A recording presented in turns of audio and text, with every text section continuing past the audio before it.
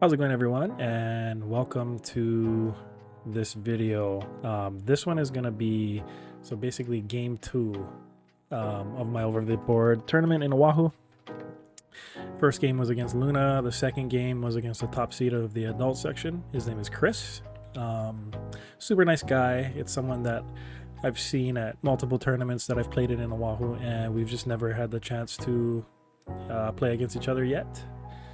And so it was a privilege to be able to play against him. And I believe his rating going into this game, I think it was listed at like 1450 or so. But when I looked at his rating graph, he had crossed at 1500. And so definitely of that caliber of a player, and most definitely a better player than me. So it was great to get to play someone at that level. And yeah, so I had the black pieces, he had white. Game starts off with e4, c6. I went into the Caracon, d4, d5, e5, c5 is what I normally play. I like this variation. He took, and then I decided to play e6. Perfectly legitimate move. It's the top engine line, and it's it's kind of what Gotham Chess Levy Rosman recommends. However, this is not what I usually play, and I'm not sure why I played this at the board. It's a fine move. The reason I choose not to play it most of the time is because it blocks in my light squared bishop, right? So usually what I'll do after captures is play knight c6, and if something like this, then I usually pin. A lot of times I'll see this to protect that pawn, and then I'll play e6, and let's say something like this. Well, that says it's a blunder. Yeah, let's maybe not put that move on the board. Let's say something like that. Usually I'll do this and try to reroute my knight either here or here, right? So I'll either try to pressure this pawn by going here, or I'll try to pressure that bishop going there. It says this is worse for black, but I play this so much that I'm comfortable with it. So yeah, that's usually what I play, and I find more success playing those lines. Anyway, let's get back to the game. So hey buddy, close the door please. Back to the game. So I played e6, he went a3, which is a normal move. I see that a lot. And I took there. So I was happy with my position here, right? I took back with my bishop. That's developed. And yeah, he went queen g4. So this is a move that I pretty much have never seen before. Playing the Caro, and I exclusively play the Caracon versus e4. It's pretty much what I play all the time. And in all the times playing the Caro, online and over the board, I have not once seen queen g4.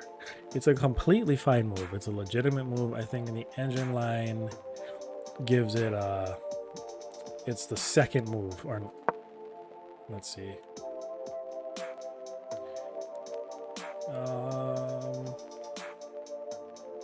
On this one, it's not showing up, but when you do a deep analysis, I believe it's like the second or third. I think it's the third move as far as the engine lines go, and it's a totally fine move. The idea is it's attacking this pawn. Right, if I develop here, he takes, and so I kind of stopped to think here. I probably should have thought about it longer now that I look back at the game. I decided to go g6, and immediately you can see that the computer gives it a question mark. It's a mistake. The best move is what I thought about at the board, right, which is knight e7, but I just didn't like that he could take that, right? I just didn't want to get into that situation, and queen takes g7 is not even the best move. It's knight f3 is the best move for him. So I didn't like that, right? Because then I'd have to go rook g8, and he gets this pawn too. So I didn't like having to lose 2 pawns, but in actuality, the position is equal. I get to develop my pieces and potentially attack his queen and, you know, just have a big lead in development, right? Because I have 2 pieces out. My rook is active and he only has his queen. And so really looking at the position now, I probably would prefer to play black because I have this quick development, whereas white has this situation here, which he did win 2 pawns, but he has nothing developed. So that's something that I have to remember next time I see this queen g4 move, not to try to push g6. And you'll see that in the rest of the game where, you know, that was really not the best decision. And so let's go back. Right, so I went g6, he went knight f3, knight c6, knight c3, and then queen c7. My idea here, it says it's an inaccuracy. My idea was just to put pressure on this pawn and go from there, and then, you know, potentially develop this, do this, or push here and bring my bishop out this way to either one of these 2 squares. The engine says the best move for me is f6. So if we go back here, instead of here, to push f6 and get him to take, and then develop my knight with tempo on the queen. So little things like that is things I have to look for. All right, so let's go back to the game. I went there, queen c7. Let's get all that off the board. And then he went to queen g3, which was apparently an inaccuracy. Knight d5 was best, but whatever. I developed here. Computer wants a6. Let's turn off the analysis for now. Okay, so this was a blunder, apparently by him. And I think because tactically I win this pawn, and I looked at this position quite a bit actually. It's right. So basically, it's wait, what am I supposed to take? Was it with the knight or the? I'm gonna turn the computer back on. Right. It wants knight takes b4, and then apparently knight b5 is the best move. Right, and then there's a fork there, but that's a mistake. Queen a5 is best. Right, so that was actually a blunder. There's so many possibilities now for black, but let's turn the engine off for now, so that I don't want to turn on the engine. I want you guys to kind of see what I thought during the game. But I thought that was interesting that was a blunder. In the game, I didn't like that move. Right, I was like, oh man, that's such a hassle. And so I went here. I decided to leave that hanging and attack his queen. He went to queen f4. I went here. So I guess this was fine. I thought if takes, my knight is on a nice square there. I'm threatening this. It looked totally fine for me. He went here, which I don't know why I didn't see during the game, which is a great move, as you can see, because I'm forced to move my queen, and yeah, it's just a little irritating. So I went here, right? I'm threatening this. He took. I took back there. I should have taken back with the other knight. He went here. I took with check. Here. And then I think I thought for a while at this point. I wasn't really sure what to do. And then I found queen d4, right? Because I saw after queen d4, after, not bishop there, but after he moves, and I get this with check. So I end up winning a pawn in this variation. So queen d4, rook b1, and then queen e5 check. So at this point, I'm feeling pretty good about the game, right? I've won a pawn. I have better control of the center. And yeah, I've not castled yet, but things are looking good. So let's see. He went here, which was the wrong move, I think. Why was that the wrong move? I looked at that earlier.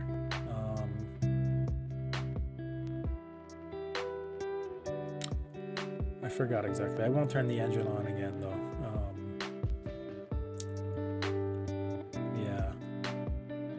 Anyway, probably developing here was better. Anyway, he went there and I went back, and the reason I went back is because I saw this move, right? So let's say I didn't, let's say I just, you know, did this or something, then I didn't like this, then I, you know, then I'm kind of forced to move, and then he wins the rook. So I didn't like that, so I was just trying to avoid that altogether.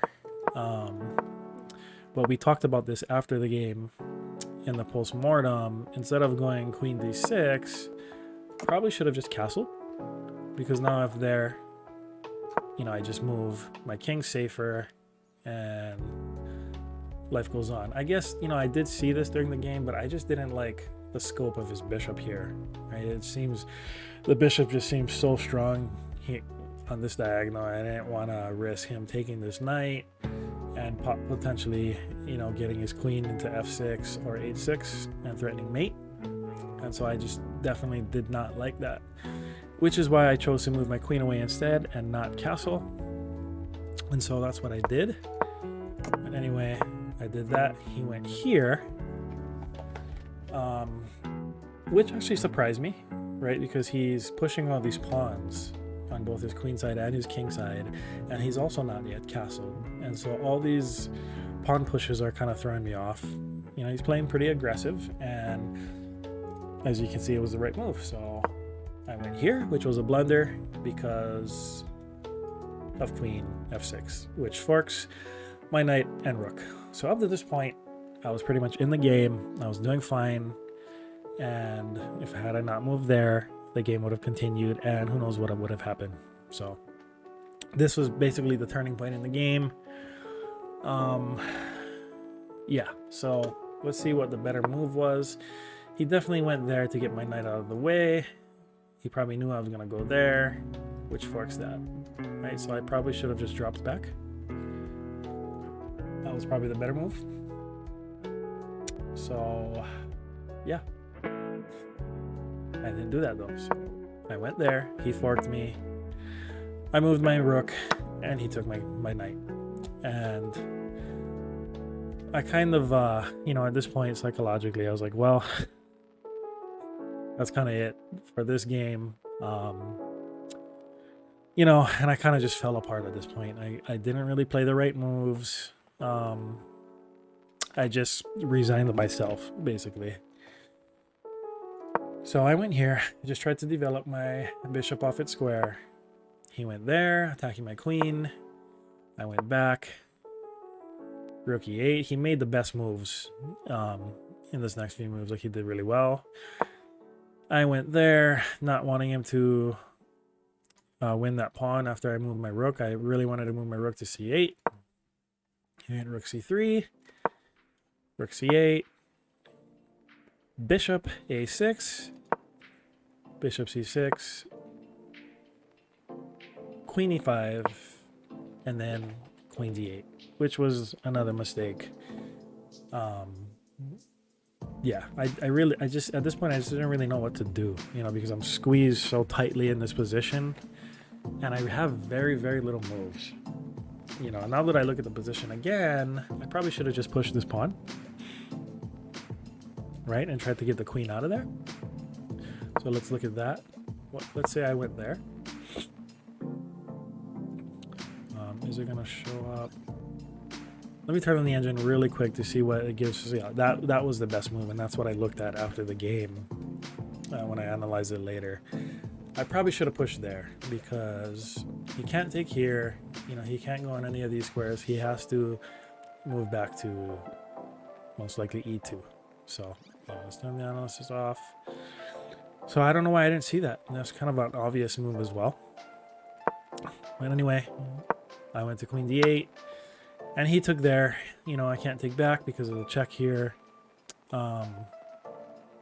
And yeah, it was downhill from here. I went to queen g8 to try to give my king some space. He went here, and I resigned. I could have played on. Definitely could have played on, but it's definitely a losing position. I'm so squeezed.